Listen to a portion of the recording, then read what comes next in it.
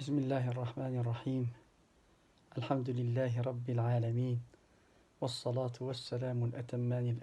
الأكملان على سيد الأنبياء والمرسلين، سيدنا محمد الهادي الأمين. ها هو شهر رمضان قد أقبل علينا، والله سبحانه وتعالى ذكره في القرآن تشريفا وتكريما وتقديرا، لأن القرآن نزل في ليلة القدر، فلما كانت ليلة القدر ليلة شريفة شرف الله الليالي العشرة الأواخر منه، فكان الرسول صلى الله عليه وسلم يقدرهن تقديرا، وكان يعتكف فيهن اعتكافا حتى لا يحرم ليلة القدر. فلما كانت ليلة القدر شريفة أكرم الله العشر الأواخر من رمضان، ولما كانت هذه العشر كريمة عند الله سبحانه وتعالى أصبح هذا الشهر كله مباركا. والأصل أن القرآن يرفع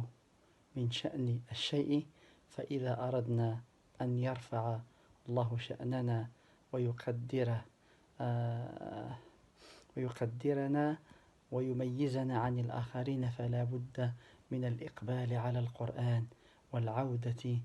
إلى القرآن والتوبة من هجران القرآن. فاللهم اجعل القرآن ربيع قلوبنا ونور أبصارنا وجلاء أحزاننا وذهاب همومنا. والرسول عليه الصلاة والسلام ما فتئ يذكر إن الله يرفع بهذا الكتاب أقواما ويضع آخرين، فاللهم اجعلنا من الذين يرفعهم القرآن. اللهم ارزقنا محبته وحسن التأدب بأخلاقه وتلاوته وتدبره، وأن يكون مشروع حياتنا أن نحفظ القرآن قبل أن نفارق الحياة. اللهم لا سهل إلا ما جعلته سهلا، وأنت تجعل الحزن إذا شئت سهلا. Chers fidèles, chers frères,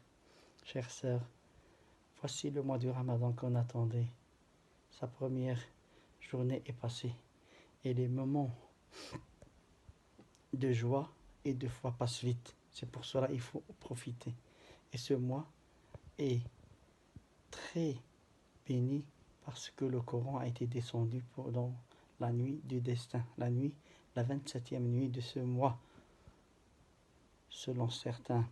références. Et de toute façon, dans la nuit du destin, que le prophète alayhi salatu wassalam nous a dit de la chercher dans les impairs des derniers 10 nuits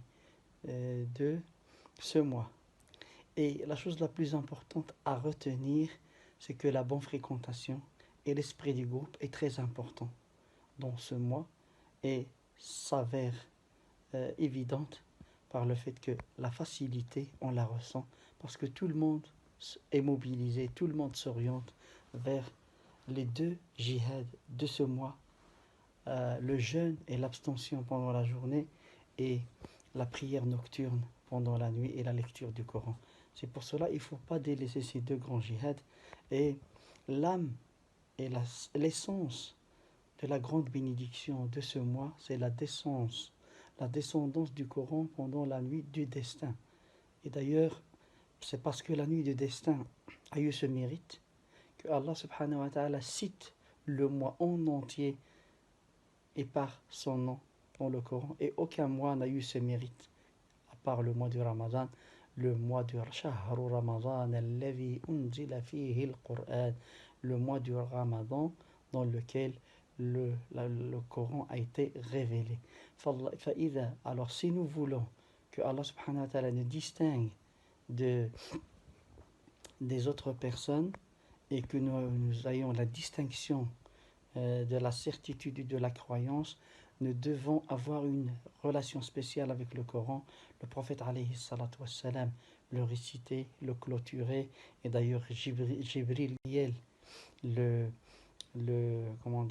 l'ange très apprécié, très gradé chez Allah subhanahu wa ta'ala,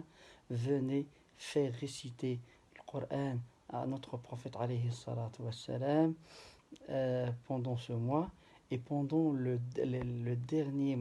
dernier Ramadan, il la lui fait réciter 2 fois. D'où l'importance de réciter le Coran, d'apprendre le Coran et de se vêtir des vertus du Coran. Allahumma, nous demandons à Allah subhanahu wa ta'ala que le Coran soit la lumière et la jouissance de nos yeux et le printemps dans nos cœurs. Allahumma ij'al al-Qur'ana rabi'a qulubina wa nura absarina wa jala'a ahzanina. Donc, le mérite, le prophète alayhi salatu wassalam a mis en évidence la distinction du croyant qui lit le Coran par rapport au croyant qui ne lit pas le Coran. Il n'y a pas de semblable. Celui qui lit le Coran est très apprécié et distingué. Et Allah subhanahu wa ta'ala l'élève. D'ailleurs, le prophète alayhi salatu wassalam nous a dit, par ce livre, Allah subhanahu wa ta'ala fait élever des gens et fait rabaisser d'autres. Allahumma, fais en sorte que nous soyons parmi ceux que tu vas élever par le Coran. Oh mon Seigneur, donne-nous une repentance sincère pour revenir à ta parole, à l'aimer, à l'apprendre, à la concrétiser, à la réaliser, à la vivre, insha'Allah, subhanahu wa ta'ala. Aïfma izzan, isma izzan, qana gijn shahadam qaran, shana randan, shah, إذا سنسل الله سبحانه وتعالى الرحمة نصنع قرانت والرسول عليه الصلاة والسلام تغي تحب بزاف تغي ملي تاكو رمضان يتعتكف في عشايا فين جاروت لأنه يزوخ ليلة القدر لأن عشان رمضان يشار فيه الله سبحانه وتعالى تيجي تجيرس يسكن 83 سنة ضاب عشوة لذلك يخسر بنواتي حار ما شوت نتحار يمشى يخسر زيرخو أنا عبد سيد ربي أنسن بأن رمضان ليجن شهادة مقران والله سبحانه وتعالى إشار فيه لأن القرآن يهوى دي الجرث من القدر والجرث من القدر وميتو غتا سبحانه تستم قران تغسيد ربي عشاء بشاس قان جياري نيثين قورا إشار فيه انت الله سبحانه وتعالى والرسول عليه الصلاة والسلام تغيت جليس انت الاعتكاف ومي عشاء يمني مشرفة يصبح الشهاي يكمر غاسي جن القدر ذا مقرن غاسي ربي وخصنص بأن وذيني ولديش نشها زي الأشهر مش قال الهجرية في 10 الأشهر هجرية ولديش تميل كارثة الله سبحانه وتعالى ذي القرآن صراحة إلا رمضان شهر رمضان الذي أنزل فيه القرآن ما يمين تا عرندان يعذوب شهورة النغني لأن القرآن يهوى الديس فإذا ما خصدتي ذا ومين يعزن أو تمين يعزن زقيني يغيعف الله سبحانه وتعالى يغيرين زي فاميليا صدار بزي المقربين زقيني يوسني الله سبحانه وتعالى لابد أن عقب غا القرآن غفير جن علاقة متميزة يخصى غاث نحفظ يخصى غاث نفهم يخصى خان غيعز يخصى ديري بحبر النغ يخصى ديري ذور النغ يخصى يريد الهواء النغ يخصى يريد الأكسجين النغ ونزم نعيش برا القرآن برا الذكر الله سبحانه وتعالى فلذلك انت تتسي ذا ربي أذير القرآن ذا النور انت تطاوين النغ أذير ذا الراح ثمور النغ أذيرين إن شاء الله ذا الربيع نمشي سقان الحياة النغ اللهم اجعل القرآن ربيع قلوبنا ونور أبصارنا وجلاء أحزاننا وذهب همومنا ورسولنا قصيد ربي يفا زي القدر نيوذان سكيت القرآن يسهكو أربعة القرآن إني تشارف إني عارف عيثن سيد ربي إني تتون سيد ربي تتوثن واسني تشبو بالقيمة فاللهم وفقنا لنكون في رمضان من أهل القرآن اللهم صل على سيدنا محمد في الأولين والآخرين والحمد لله رب العالمين والصلاة والسلام على النبي الأمين لا إله إلا الله محمد رسول الله بارك الله فيكم أكني يحفظ صدى ربي que la paix de Dieu soit sur vous tous والسلام عليكم ورحمة الله تعالى وبركاته